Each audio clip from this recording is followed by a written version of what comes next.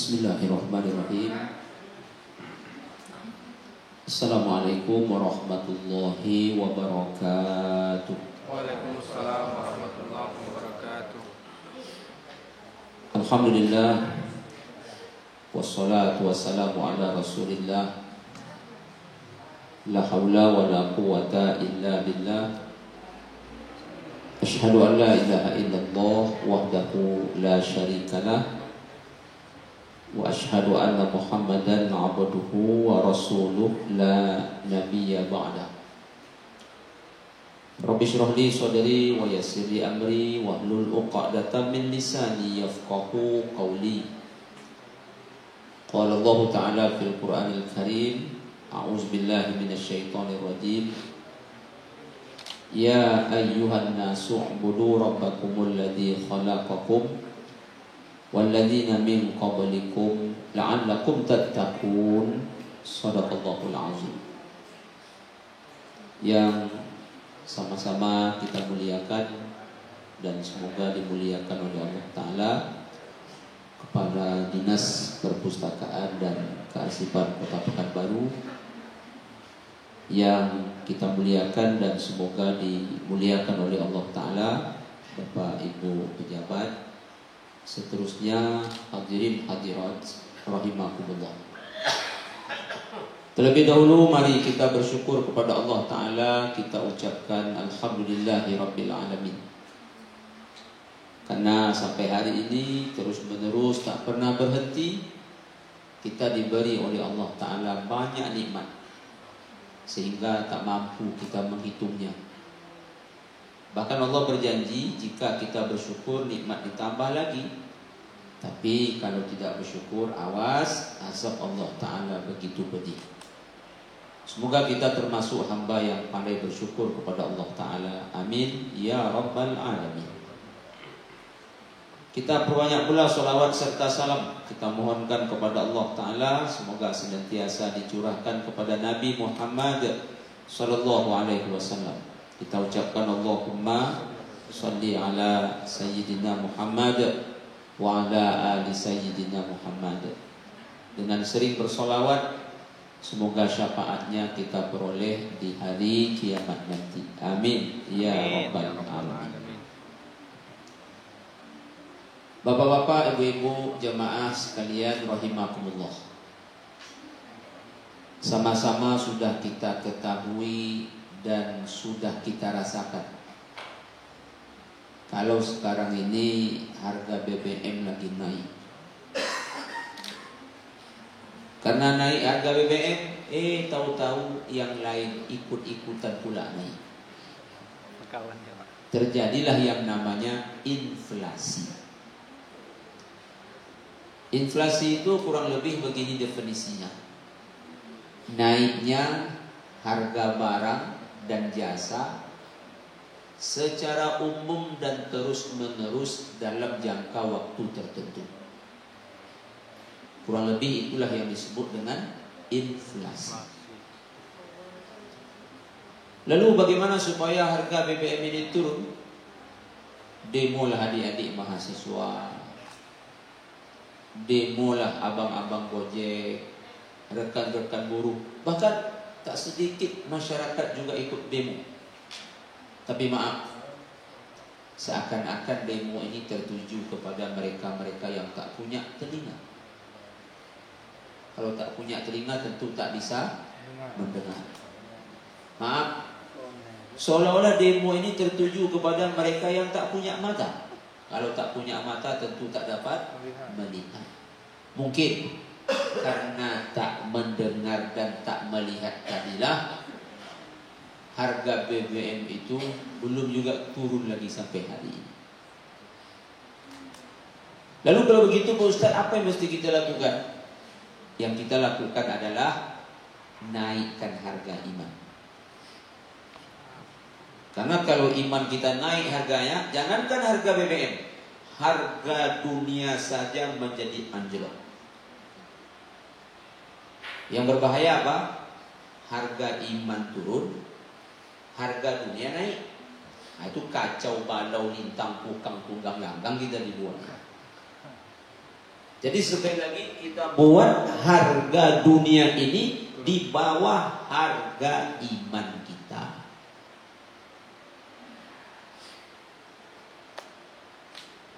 Bapak Ibu jemaah sekalian yang saya muliakan, dengarkan hadis Nabi berikut ini, perawinya Imam At-Tirmizi. Mad dunya bil akhirah illa kama yaj'alu ahadukum asabi'ahu hadhihi bil yammi falyanzub bima tarji. Taklah dunia itu dibandingkan dengan akhirat, tak ubahnya seperti salah seorang kamu memasukkan satu jarimu ke air laut. Kita simak ceramah ini baik-baik, lalu angkat. Kata Nabi, yang ikut di jarimu itulah dunia, yang tinggal dalam laut itulah akhirat. Tak tanggung-tanggung hadis Nabi mengibaratkan dunia seperti air yang di jari, mengibaratkan akhirat seperti air yang ada dalam laut. Siapa yang bisa melihat seperti ini? Yang beriman. Yang beriman. Jadi iman itu kalau mahal, akhirat itulah yang berharga. Dunia macam air yang ada di jari. Tapi kalau iman kita murah meriah, iman terkikis lalu habis, yang terjadi keterbalikannya. Yang dalam laut itulah dunia, yang ada di jari itulah akhirat. Jadi Nabi tak sembarangan ngomong macam itu. Itu dilihat pakai iman, bukan dilihat pakai mata. Dan ingat, salah satu rukun iman itu adalah beriman kepada hari akhirat. Ada iman kepada dunia? Ada iman kepada dunia? Tak ada. Tapi yang terjadi adalah hari ini sepertinya rukun iman kepada akhirat itu berubah menjadi beriman kepada dunia. Betul kan? Hadis berikut. Hadis ini perawinya juga Imam At-Tirmizi. Apa kata Rasulullah? "Lau kanatid dunya ta'dilu indallahi janaha ma ba'udah, ma saqaka fi syurbatin ma." Ini mohon maaf. Kata Nabi, kalaulah dunia ini sama nilainya dengan sayap nyamuk, itu orang-orang non-muslim Allah tak kasih air walaupun seteguk. Tak dikasih air walaupun seteguk. Tapi mereka bukan hanya dapat seteguk air, bahkan punya perusahaan air. Kenapa mereka punya perusahaan air? Karena dunia di bawah sayap nyamuk. Karena dunia di bawah sayap nyamuk. Dengan apa melihatnya itu Ustaz? Saya ulangi, dengan iman. Jadi iman itu mahal harganya. Kalau ada iman itu dalam diri kita, kita pun ikut mahal di mata Allah Ta'ala. Makanya kalau ada orang beriman itu terbunuh satu orang, itu lebih berat bagi Allah daripada hancurnya dunia dan segala isinya. Jemaah, jemaah, hancur dunia ini itu ringan bagi Allah. Tapi mati seorang beriman itu berat bagi Allah. Begitu mahalnya iman, begitu mahalnya harga orang beriman.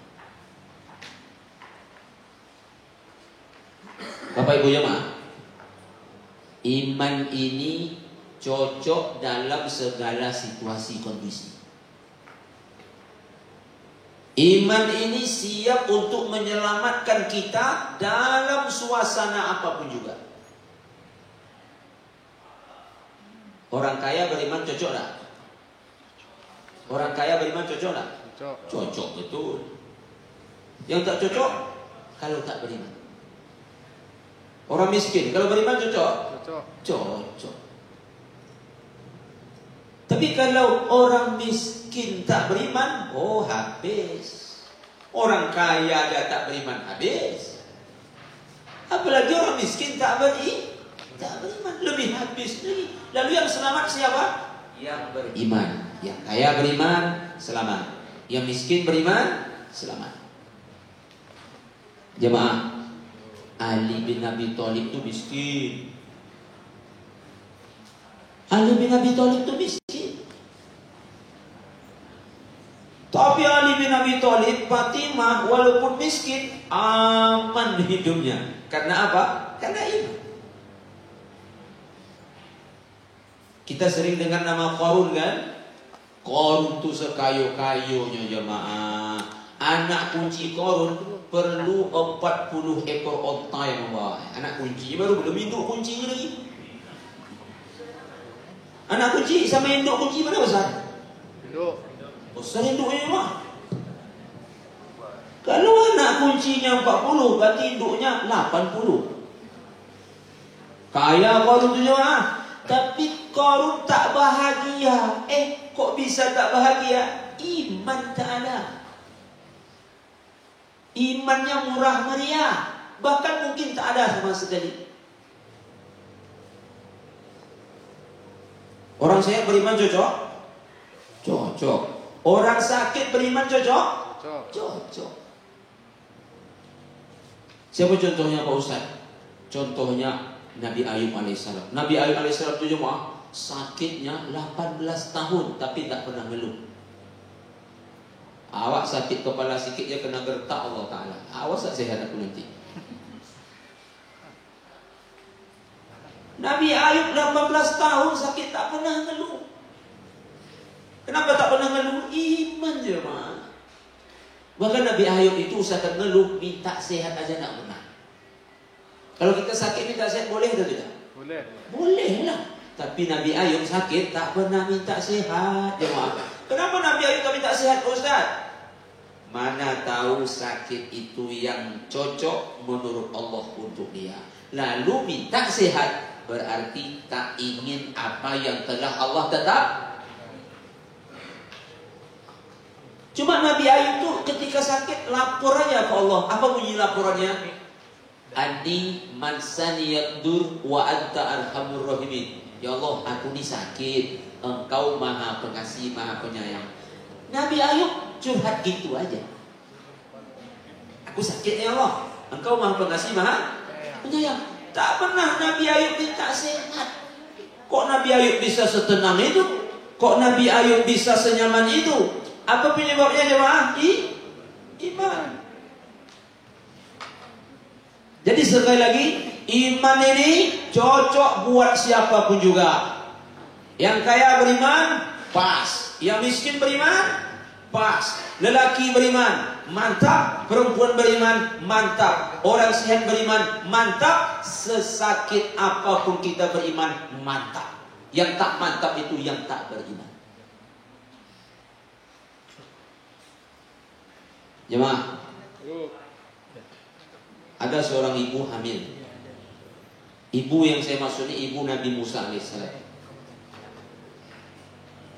Jadi ibu Nabi Musa itu begitu hamil, dekat-dekat nak melahirkan, Allah suruh membuat kotak. Aku yang dihabiskannya mah tinggal itu saya. Saya pun sedang ceramah kue diangkat hilang bahannya. Rasa-rasa tak ada tuh saya. Air nampaknya kena kata pepatah saya. Semut di seberang nampak, gajah di kelopak atas. Jemaah yang berbahagia. Lalu begitu dekat nak lahir, Allah suruh bikin kotak. Untuk apa kotak ini? Nanti masukkan Musa ke dalam kotak, hanyutkan ke sungai Nil. Sungai Nil itu panjangnya berapa jemaah? Sungai Nil itu panjangnya 6.650 km. Melewati 11 negara. Di situ Allah perintahkan kepada ibu Musa, masukkan ke kotak, hanyutkan ke dalam sungai. Kita simak terjemahannya baik-baik. Kalau dibawa ke akal tak bisa terimanya. Kalau dibawa ke dalam logika nolak. Tapi ibu Nabi Musa menerimanya pakai iman. Kalau pakai iman, sami'na wa ata'na.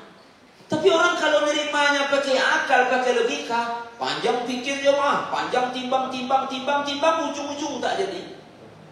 Contoh kita lah, nak tahajud timbang, tak jadi. Awak disuruh tahajudnya pakai timbang-timbang juga. Disuruh duha timbang-timbang juga lagi. Ada kita ni disuruh salat 5 waktu timbang. Mak Nabi Musa masukkan anak ke kotak, masukkan ke sungai Siak pula. Sungai ini tak pakai timbang. Kenapa beriman? Dulu kenapa nak dimasukkan dalam kotak, hanyutkan dalam sungai Pak Ustaz? Karena ada seorang penguasa mimpi akan lahir anak. Anak ni nanti setelah besar menggulung dan mengguling kekuasaannya. Siapa penguasa itu? Fir'aun. Nah, coba tengok penguasa yang tak beriman. Mimpi sama anak kecil takut. Paham ceramah ini maksudnya kan? Paham. Penguasa dan katanya dia Tuhan, tapi mimpi sama anak kecil aja takut. Begitulah orang tak beriman. Tapi coba tengok mak Nabi Musa, karena beriman dalam sungai anaknya dalam kotak tak takut. Jemaah, dianyutkanlah ke dalam sungai. Ikhtiar tetap ada. Apa kata mak Musa kepada kakak Musa yang perempuan? Nah, tengok adik dari pinggir sungai ya nak, kemana air sungai menghanyutkan adik. Ikhtiar tetap ada. Dimasukkan ke dalam sungai. Kakak Musa perempuan berjalan di pinggir sungai, ngikut adik di bawah arus. Jemaah, bertemu oleh dayang-dayang Fir'aun. Padahal Fir'aun mau bunuh anak, Allah hantar anak ini kepada Fir'aun. Kan begini ceritanya. Fir'aun mau bunuh anak laki-laki. Kemana Allah hantarkan Musa? Ke Fir'aun. Ketemu oleh dayang-dayang tadi, kemudian dibawa naik ke darat. Istri Fir'aun senang sama anak ini. Siapa nama istri Fir'aun? Asia. Tapi Fir'aun tak senang sama. Apa kata Fir'aun sama bininya? Ini bahaya deh. Apa mimpi? Lahir anak bayi, inilah anaknya agak ini. Besar nanti bahaya nih. Tapi kata istri Fir'aun Asia, ada lah mimpi itu bang. Masa mimpi bang percaya aja. Ini anak baik nih. Bertengkar. Kalah Fir'aun lawan istrinya bertengkar. Sampai hari ini ibu-ibu tuh kalau bertengkar paling hebat. Fir'aunnya kalah. Jadi kita ni kalau bertengkar sama istri lari aja. Jangan lawan, tak percuma kalah. Tapi lari tu balik lagi. Lari tak pakai pulang-pulang. Ustaz lain kaji Ustaz suruh kami lari kalau bertengkar. Iya, Ustaz mana boleh ceramah sembarangan. Dicatat malaikat, Ali itu bertengkar sama Fatimah. Ali lari kemana? Ke masjid. Jadi ke masjid larinya. Jangan lari ke rumah calonnya nomor 2. Ke masjid. Tenangkan diri dalam masjid, balik lagi, selesailah urusan. Yang penting jangan lawan bini bertengkar. Paling pandai bertengkar tu yang belakang tu. Marah-marah lantak. Lalu setelah itu Musa pun nangis. Kenapa Musa nangis Pak Ustaz? Ya Musa mau minum ASI. Kan baru lahir ini. Tak diam-diam Musa nangis terus. Lalu apa kata Asia kepada wanita-wanita yang ada di istana? Siapa kalian yang punya ASI? Tolong kasih anaknya ASI. Nabi Musa tak mau. Musa tetap menangis. Datanglah kakak Nabi Musa. Dia beranikan diri masuk ke dalam istana. Apa kata kakak Nabi Musa? Kalau dulu mana panggil tante, kita bawa ke bahasa sekarang ya. Mana tahu nanti ada yang setelah ceramah, memangnya Ustaz panggil tante? Enggak, ya, lurus-lurus tabungnya. Apa?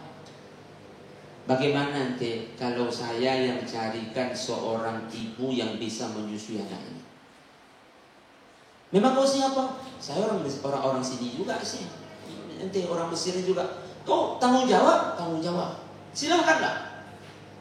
Balik kakak Nabi Musa. Sampai di rumah dia cerita sama mamanya. Mak, adik di rumah Fir'aun. Astagfirullah nak. Padahal Fir'aun membunuh anak. Allah hantarkan ke situ coba masuk mak Nabi Musa. Di rumah Fir'aun adik kau nak. Iyo mak. Apa yang terjadi nanti sama adik kau tu nak? Fir'aun tu nak. Fir'aun tu. Lalu bagaimana kabar adik? Adik nangis mak. Tak berhenti-berhenti nangis. Kayaknya adik lapar, adik haus. Tapi adik tak mau disusui oleh wanita-wanita istana.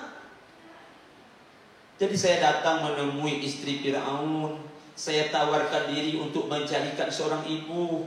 Mak pergi susukan adik ya mak. Oh senang hati mak Musa. Pergilah mak Nabi Musa ke istana.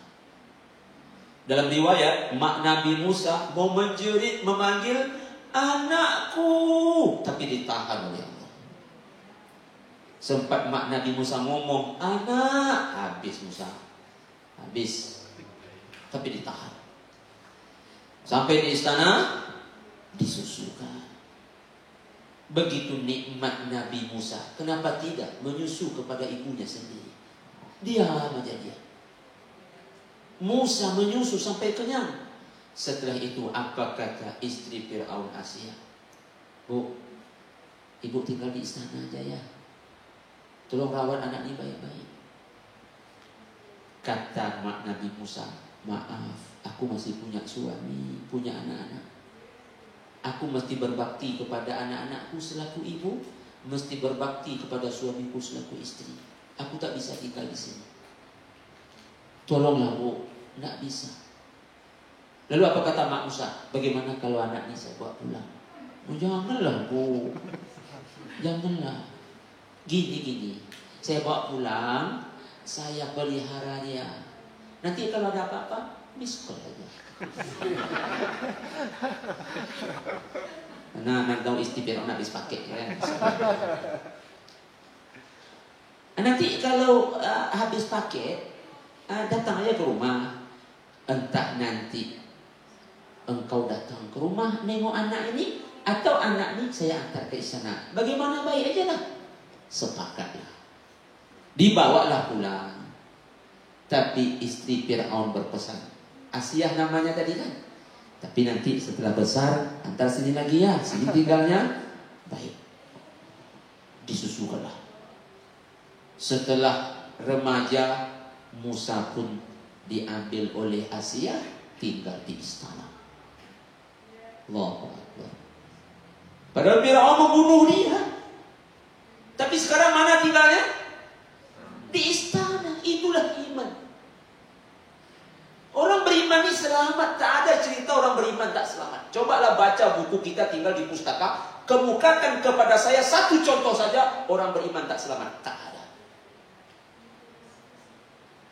Orang beriman selamat semua, titik, apapun kejadian.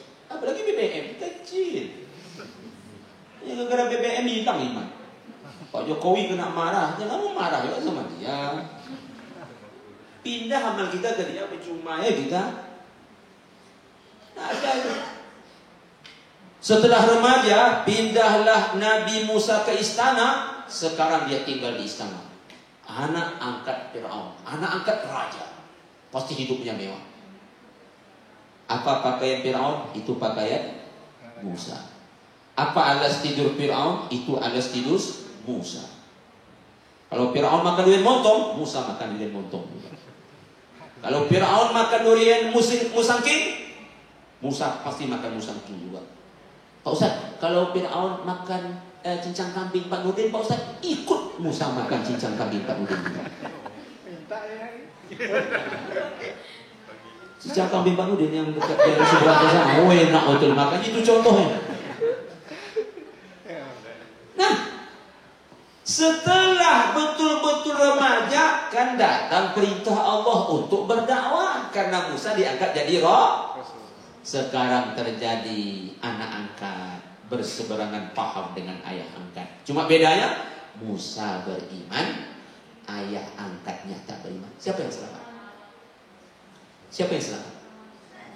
Musa. Singkat cerita, Fir'aun dan bala tentaranya mengejar Musa dan umatnya. Apa yang di depan? Laut kan? Yang di belakang apa? Fir'aun dan bala tentaranya. Maju bahaya, mundur bahaya. Tapi apa kata Allah? Wahai Musa, pukulkan tongkatmu.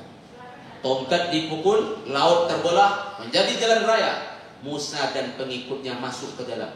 Fir'aun dan pengikutnya juga masuk ke dalam. Cuma bedanya Musa selamat, Fir'aun tergelap. Apa penyebab? Musa tak beriman, Fir'aun tak beriman, Musa beriman. Apapun situasi, apapun kondisi, naikkan harga iman kita. Kita selamat. Macam mana nak selamat harga iman turun? Iman tipis, kemudian terkikis lalu habis. Oh, tak selamat. Ini hari apa nih? Hari Jumat. Tadi malam Jumat. Mengapa kita baca surah Al-Kahfi? Kemudian tadi kita baca surah Al-Kahfi. Ketika baca surah Al-Kahfi sampailah ayat 13. Apa bunyi ayatnya? Innahum fityatun amanu bi rabbihim wa zidnahum huda. Allah. Mereka anak muda yang beriman. Berapa jumlah mereka? 7 orang. Mengapa anak-anak muda ini tidur dalam gua, bukan dalam kamar, dalam gua? Apa alas tidurnya? Batu, bukan seperti kangguru. Ada AC Ustaz, ada AC alam, bukan Samsung, Philips, bukan. Pakai selimut? Enggak. Tidurnya 8 jam Pak Ustaz? Enggak, bukan tidur setelah isya bangunnya subuh. 309 tahun, tapi selamat. Coba. Kalau akal tak bisa terima, tapi itu kenyataan. Tidur dalam gua, alasnya batu, tak ada selimut, tidurnya bukan 8 jam, 309 tahun, 1 ekor semut pun tak mengganggu. Kok aman seperti itu? Karena beriman. Jangan gara-gara harga BBM naik, hilang rasa syukur kita. Sehingga mengeluh, tak ada sabar. Jangan. Inilah dunia. Dunia tempat ujian. Dunia ini tak enak. Kenapa Allah bikin dunia tak enak? Supaya kita merindukan surga. Makanya disebutkan dalam hadis, dunia ini adalah penjara bagi orang beriman. Surga buat orang-orang tak beriman. Kadang bawang naik. Ibu? Ya. Kadang lado naik. Turun lado, minyak pula naik. Awak ingin turun semua. Tapi begitulah dunia. Ad-dunia darul bala. Dunia ini kampung uji, ya. Allah sengaja bikin dunia ini tak enak supaya apa? Kita tak jatuh cinta dengannya. Allah ceritakan akhirat itu enak supaya apa? Kita jatuh cinta dengannya. Tapi apa yang terjadi? Inna haula'i yuhibbuna al-ajilah wa yadharuna wara'ahum yawman sakila. Surah Hal Hatta 'alal Insan Ad-Dahr yang kita baca setiap subuh Jumat rakaat kedua. Mereka cinta kepada kehidupan yang sebentar ini, tapi lupa kalau di akhirat ada kehidupan yang lebih berat. Dengan iman kita selamat. Lalu pertanyaannya Pak Ustaz, bagaimana cara kita menaikkan harga iman? Berbisnislah. Jual madu Pak Ustaz, bukan itu yang saya maksud. Jual herbal, bukan. Bisnis yang saya maksud adalah berbisnis dengan Allah Ta'ala. Apa bunyi ayatnya? Coba tengok nanti As-Saffat ayat 10, 11, 12, 13. Apa bunyi ayatnya? Ya ayyuhalladzina amanu hal adullukum ala tijaratin tunjikum nunjikum min azabin alim. Hei orang beriman, maukah aku tunjukkan kepada kalian, kata Allah, perdagangan, bisnis, Masya Allah, yang membuat kamu selamat dari azab yang sangat pedih. Mana pedih jemaah? Azab dunia, azab akhirat? Mana pedih? Belum pernah merasakan Pak Ustaz, gitu aja lah jawaban. Muhammad mikirin.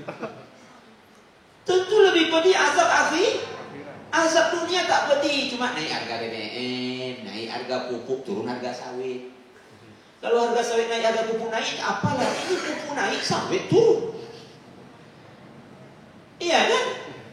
Kemudian tunjangan lambat pula keluar, pas keluar tak penuh pula. Itu contoh itu Itulah dunia. Itu tak seberapa azabnya. Yang berat itu azab akhirat. Tapi karena berbisnis dengan Allah, beruntung. Apa bisnisnya? Tu'minuna billah wa rasulih wa tujahiduna fi sabilillahi bi amwalikum wa anfusikum. Dzalikum khairul lakum in kuntum ta'lamun. Tak ada yang bilang Allah. Kalau tepi wang tak enak, Allah katanya. Awal saya enak-enak itu tak ada bilang Allah. Tak apa-apa. Memang kalau tak masuk TV ni tak terkenal. Masuk maknya. Masuk ni? Masuk. Live? Live. Alhamdulillah. 300 subscribe.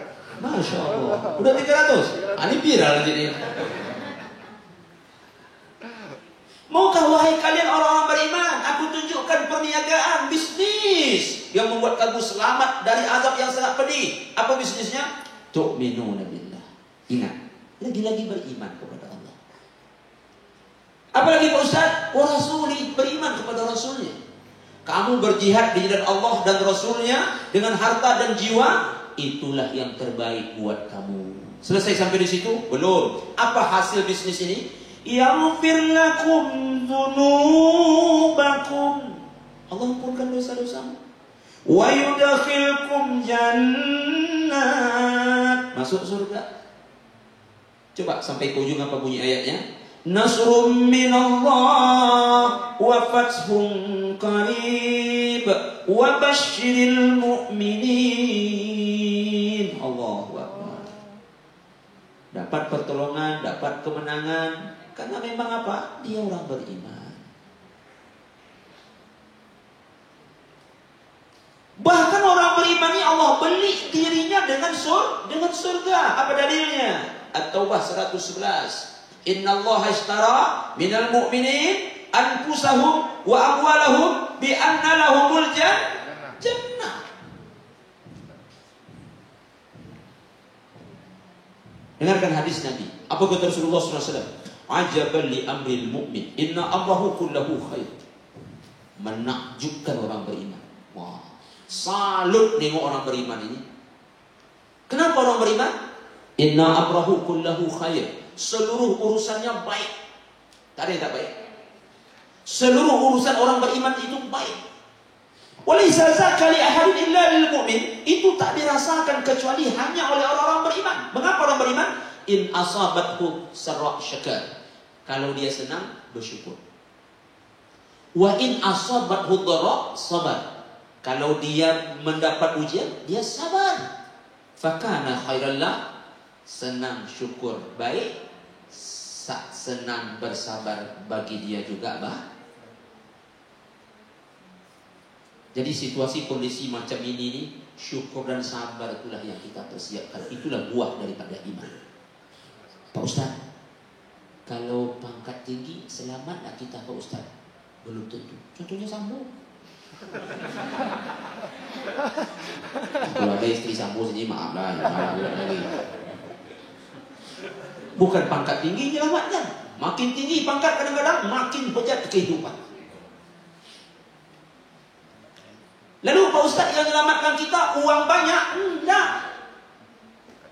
Lalu apa yang menyelamatkan kita Pak Ustaz? Bunker-bunker yang kita bangun di bawah tanah Pak Ustaz? Enggak. Iman yang dipersiapkan. Iman. Buah daripada iman itu itulah tadi syukur dan sabar. Syukur dan sabar itu dua pilar iman. Iman itu dua paruh. Separuhnya adalah syukur, separuhnya adalah sabar. Inilah ibarat dua sayap burung yang